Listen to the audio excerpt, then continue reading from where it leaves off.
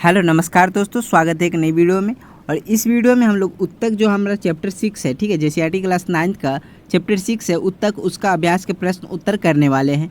इससे पहले वाला, इसके पिछले वाले वीडियो में हम लोग उत्तक के जो भी पाठ के प्रश्न उत्तर थे उसको कर लिए हैं। अगर आप उसे नहीं देखे तो जाकर उस वीडियो को देख लीजिए। उसका लिंक आपको डिस्क्रिप्शन बॉक्स में दे दिया जाएगा या आपको प्लेलिस्ट का लिंक मिल जाएगा, जिसमें आपको सारे के सारे साइंस क्लास 9 के जितने भी क्वेश्चन आंसर करवा दिया गया, जितने भी चैप्टर का, वो सारे उस प्लेलिस्ट में आपको देखने को मिल जाएंगे। ठीक है, तो इस वीडियो में हम लोग चैप्टर 6 करने वाले हैं उत्तक, जिसका अभ्यास का प्रश्न उत्तर करेंगे। तो पहला क्वेश्चन देखिए क्या है, उत्तक को परिभाषित करें। ठीक है, उत्तक को परिभाषित करना है, तो इसको किस प्रकार से हम लोग परिभाषित कर सकते हैं, तो देख लीजिए इसका आंसर क्या हो जाएगा। तो शरीर के अंदर ऐसी कोशिकाओं का समूह जो एक समान हो तथा वे एक विशेष कार्य करती है, उसे उत्तक कहते हैं। अधिकांशतः उत्तकों का आकार एवं आकृति एक समान होती है, परंतु कभी कभी कुछ उत्तक क्या होते हैं, आकार एवं आकृति में समानता पाई जाती है, किंतु उनकी उत्पत्ति एवं कार्य समान ही होते हैं।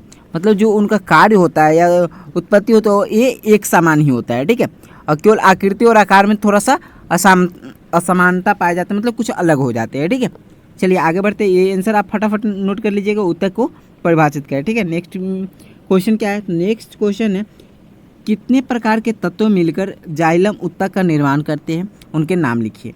तो देखिए जाइलम जो उत्तक है उसको निर्माण कितने प्रकार के तत्व करते हैं, 4 प्रकार के तत्व मिलकर जाइलम उत्तक का निर्माण करते हैं।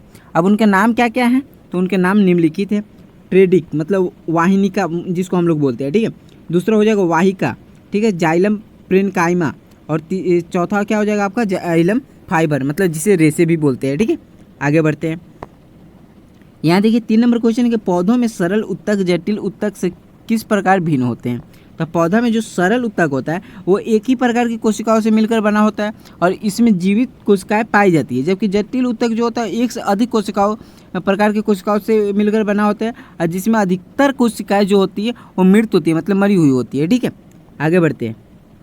यहाँ देखिए 4 नंबर क्वेश्चन है, कोशिका भित्ति के आधार पर प्रेनकाइमा, कोलेनकाइमा और स्क्लेरेनकाइमा के बीच अंतर स्पष्ट करें। भेद स्पष्ट का मतलब अंतर स्पष्ट करें। तो इसका आंसर क्या हो जाएगा, देखिए प्रेनकाइमा का मतलब क्या होता है, प्रेनकाइमा सरल उत्तकों का बना होता है जिनकी कोशिका भित्ति पतली होती है।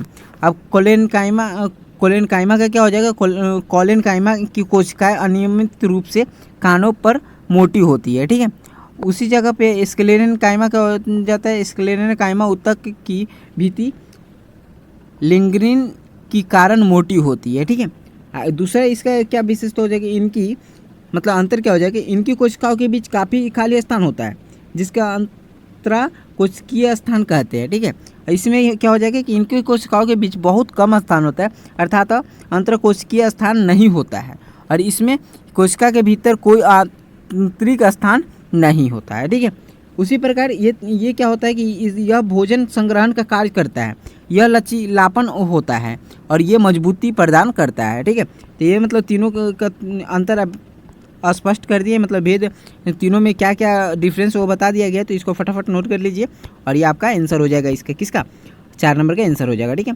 इसको फटाफट नोट कर लीजिए यहाँ से, या आप जाकर वेबसाइट से आप लोग नोट्स डाउनलोड कर सकते हैं। ये पिछले वीडियो में मैंने आपको बता दिया था कि आपको नोट्स डाउनलोड करना है, तो वेबसाइट पर जाइए, वहाँ से नोट्स डाउनलोड कर लीजिए। 5 नंबर क्वेश्चन है कि रंध्र के क्या कार्य हैं।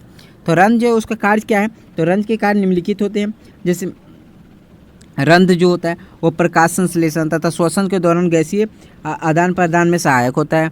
दूसरा, वाष्पोत्सर्जन के दौरान भी जल वाष्प रंध्र से होकर ही बाहर निकलती है। ठीक है, ये इसका आंसर हो जाएगा, इसको भी फटाफट आप लोग नोट कर लीजिए। ठीक है, या आप जाकर वेबसाइट से नोट कर लीजिए, यहाँ पर मैं ज़्यादा देर रुकूंगा नहीं। ठीक है, 6 नंबर क्वेश्चन है कि तीनों प्रकार के पेशीय रेशों में चित्र बनाकर स्पष्ट करें। ठीक है, तो जो पेशीय रेशे होते हैं, तो रेखित पेशी, ये पेशियाँ लंबी एवं शाखाओं में रहित होती है। इन पेशियों को हम अपनी इच्छा के अनुसार गति करा सकते हैं या उनकी गति को रोक सकते हैं। ये पेशी समानता हमारे हाथ और पैर में मौजूद होती है, ये सीधे कंकाल से जुड़ी होती है।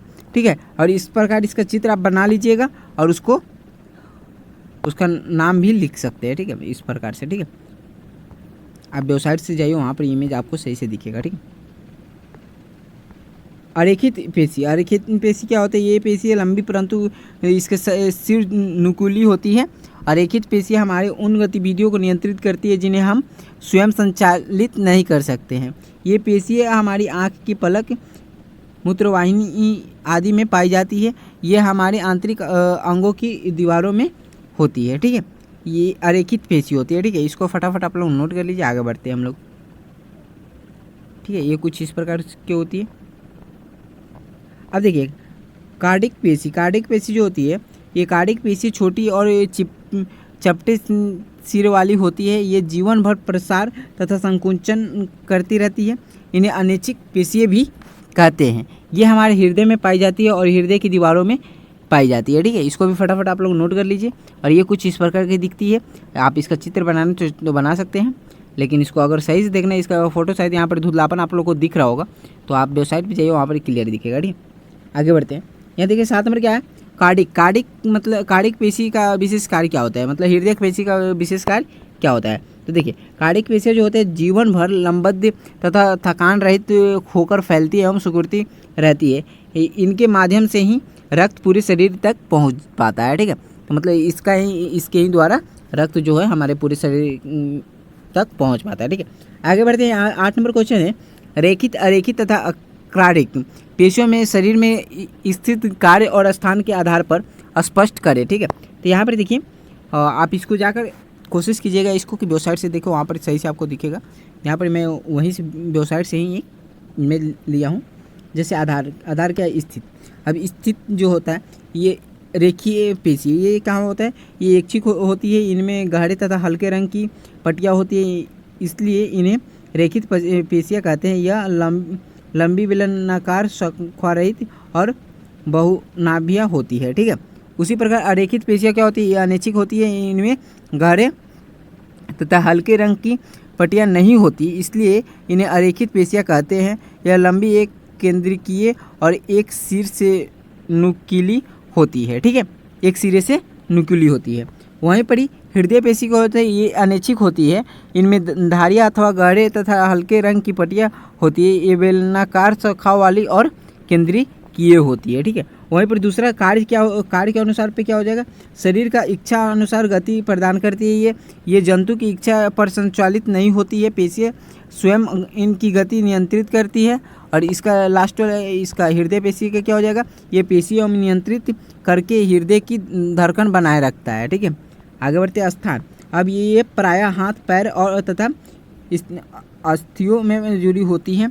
यह आँखों की पलकों, मूत्रवाहिनी और फेफड़ों की श्वसनी से जुड़ी होती है। ठीक है, वहीं पर ये हृदय में पाई जाती है। ठीक है, आगे बढ़ते हैं।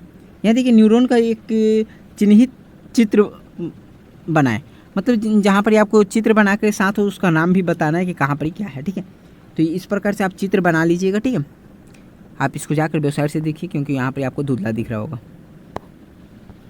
आगे बढ़ते हैं। 10 नंबर क्वेश्चन है कि निम्नलिखित के नाम लिखें।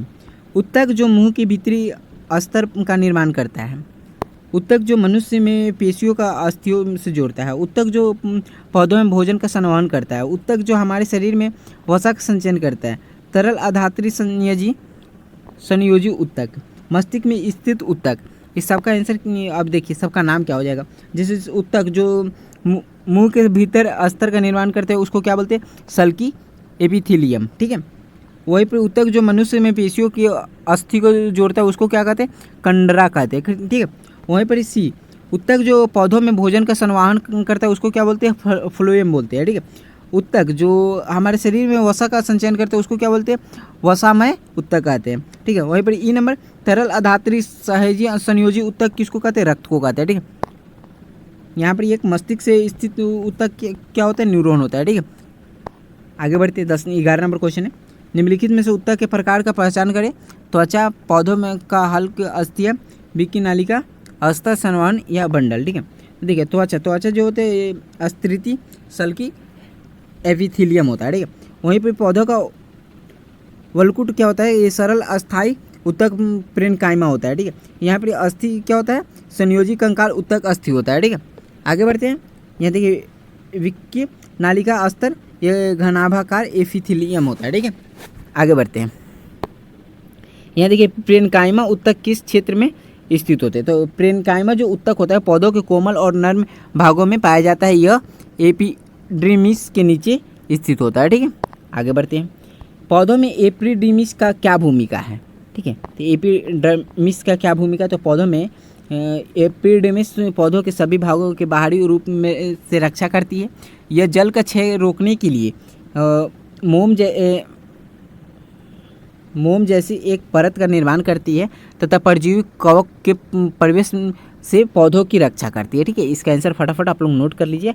आगे हम लोग बढ़ते हैं। ठीक है, यहाँ देखिए छाल मतलब किस प्रकार का सुरक्षा उत्तक के रूप में कार्य करता है। तो ये जो छाल है, छाल की भित्ति पर सुबेरिन नामक पदार्थ होता है जो इन छालों को जल विरोधी बनाता है, जिस कारण ये जल को बाहर आने से रोकती है और इसका प्रकार छाल सुरक्षा उत्तक के रूप में कार्य करता है। ठीक है, आगे बढ़ते हैं।